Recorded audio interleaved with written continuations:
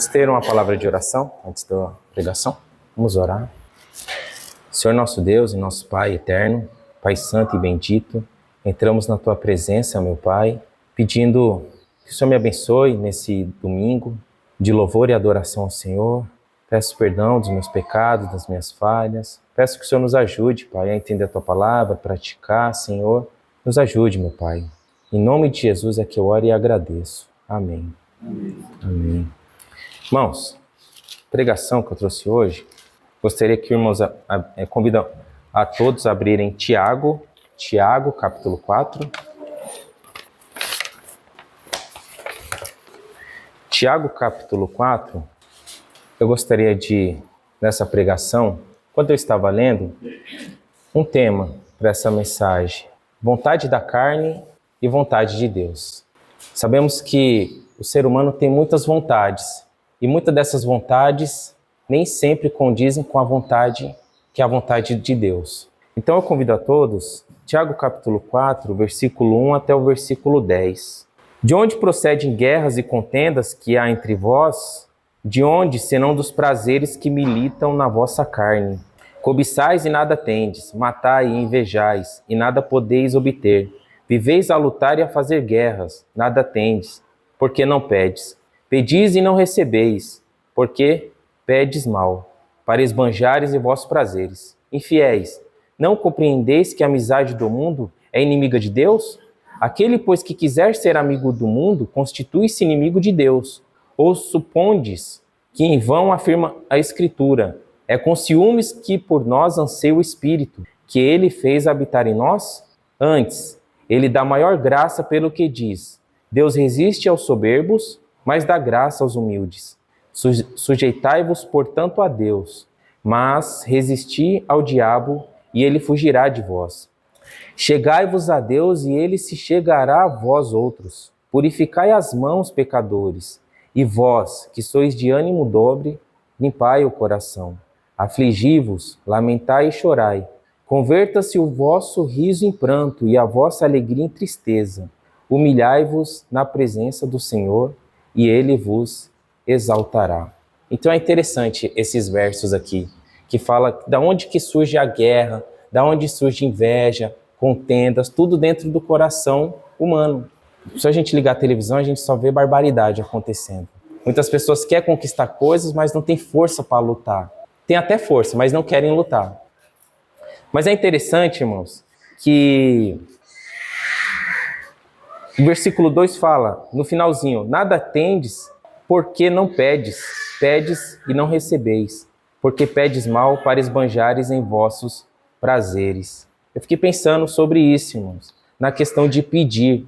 Porque muitas pessoas pedem tantas coisas para Deus e não recebem. Deus é obrigado a dar alguma coisa para nós? De maneira alguma.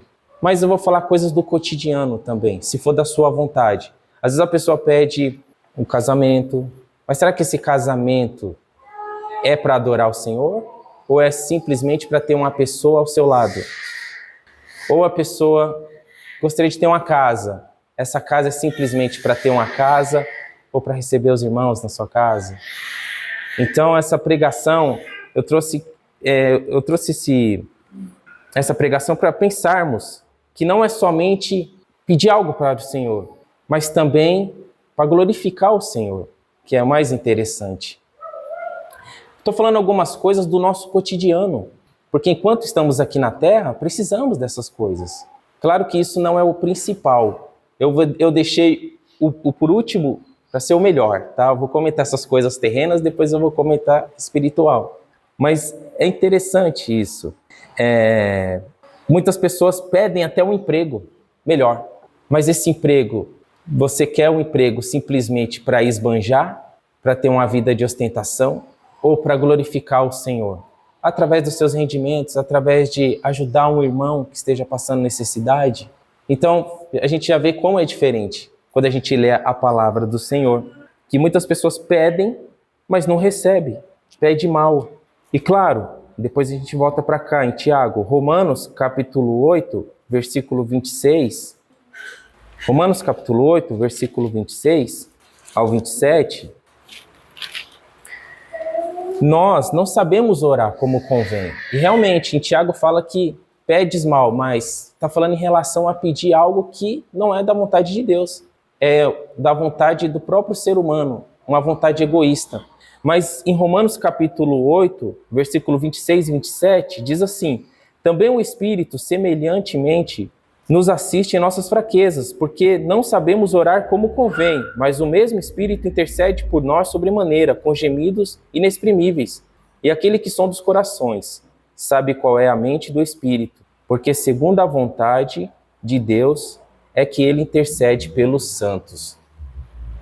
Então, o Senhor, o Espírito Santo intercede por nós. Então, vale lembrar, quais são os nossos pedidos perante Deus? Fazer uma varredura. Esses pedidos é para louvar, é para glorificar o Senhor? Ou é simplesmente pedidos vazios, que não vão dar frutos? É muito interessante a gente pensar assim. E Romanos ainda, irmãos, capítulo 8, versículo 5 ao versículo 8. Romanos capítulo 8, versículo 5 e versículo 8, diz assim. Depois eu vou para Tiago. Porque os que se inclinam para a carne cogitam das coisas da carne, mas os que se inclinam para o Espírito, das coisas do Espírito. Porque o pendor da carne dá para a morte, mas o do Espírito para a vida e paz. Por isso, o pendor da carne é inimizade contra Deus, pois não está sujeito à lei de Deus, nem mesmo pode estar. Portanto, os que estão na carne não podem agradar a Deus. Há duas inclinações aqui. Uma inclinação natural do ser humano, a inclinação da carne, a inclinação do pecado. Mas o Senhor deixa bem clara que a inclinação também para o Espírito, que é vida, é paz, não há morte nessa inclinação para o Espírito. E quem está na carne não pode agradar a Deus. Assim, em Tiago, voltando para Tiago, capítulo 4, versículo 4, vai falar sobre isso também. Infiéis, não compreendeis que a amizade do mundo é inimiga de Deus? Aquele, pois, que quiser ser amigo do mundo, constitui-se inimigo de Deus. Quem faz a vontade do inimigo, do diabo. Quem se inclina para o pecado. Há muitos momentos tem momentos que acontece que pecamos, mas nossa inclinação deve ser completamente para o Espírito. E se acontecer da gente se inclinar para o mal, a gente voltar para a rota certa. Mas é interessante, infiéis. Eu fiquei pensando nessa palavra infiéis, que é uma palavra muito pesada. Quando a gente pensa em fiéis, a gente pode pensar no próprio casamento de um homem e uma mulher. Quando o homem ou a mulher está no altar, tem aquele juramento de ser fiel até a morte que o separe, e acontece depois o adultério. Muito triste isso, é muito triste. E também infiéis se torna quando a pessoa não é fiel à palavra de Deus, a pessoa não faz o que é correto. É um adultério contra Deus, vamos dizer. Desvia da rota de Deus, desvia do que Deus está pedindo.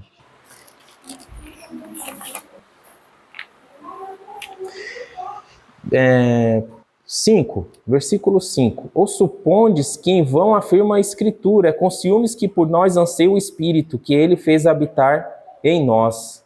É interessante fazer uma relação com o casamento de novo também.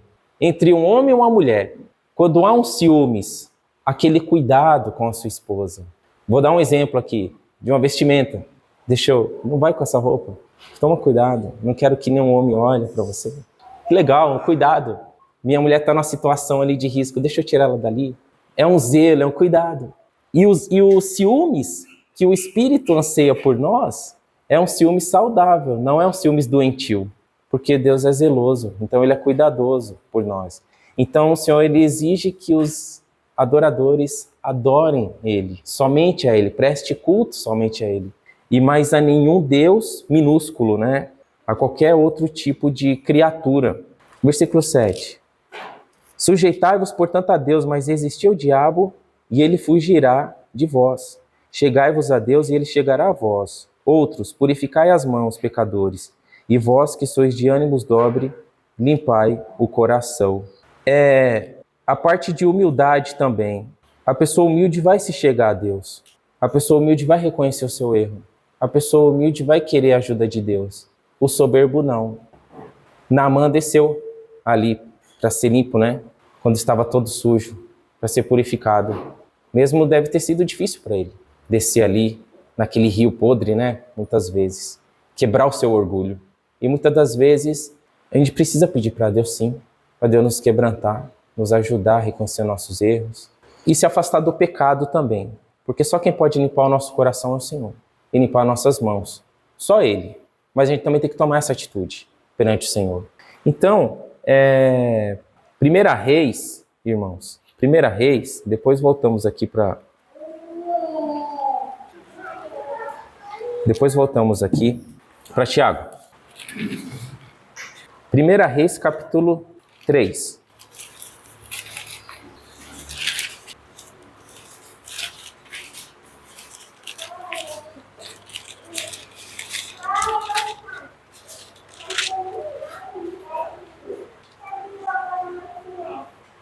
Só um segundinho. Versículo 9.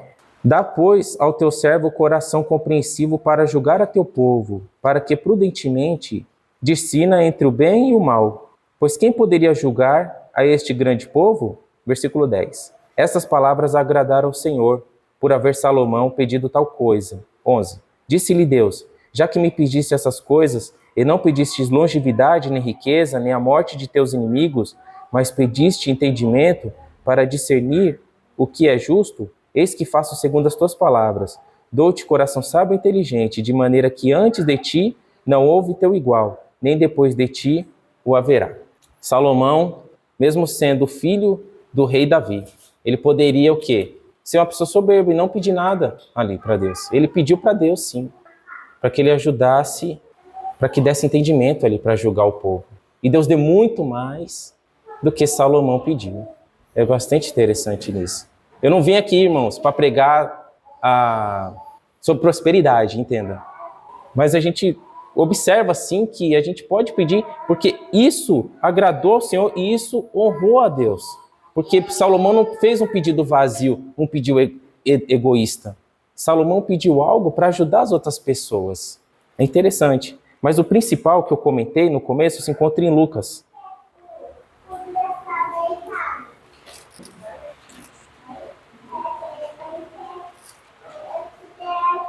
Lucas capítulo 11, versículo 9, irmãos. Até o versículo 13. Lucas capítulo 11, versículo 9 ao 13. Por isso vos digo, pedi e dar-se-vos-á, buscai e achareis, batei e abrir-se-vos-á. Pois todo o que pede recebe, o que busca encontra, e quem bate abrir-se-lhe-á. Qual dentre vós é o pai que se o filho lhe pedir pão, lhe dará uma pedra? Ou se pedir um peixe, lhe dará um lugar de peixe uma cobra? Ou se lhe pedir um ovo, lhe dará um escorpião?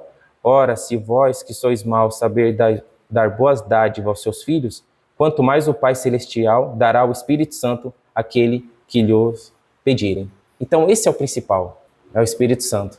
Falei dessas coisas porque ainda estamos aqui. São coisas necessárias aqui. Mas o Espírito Santo é o principal. A presença do Espírito Santo. Sim, irmãos. Isso que, se nós pedimos o Espírito Santo, a presença do Espírito Santo, o Senhor nos dá essa presença. Porque ele dá o próprio exemplo de um homem sendo mau.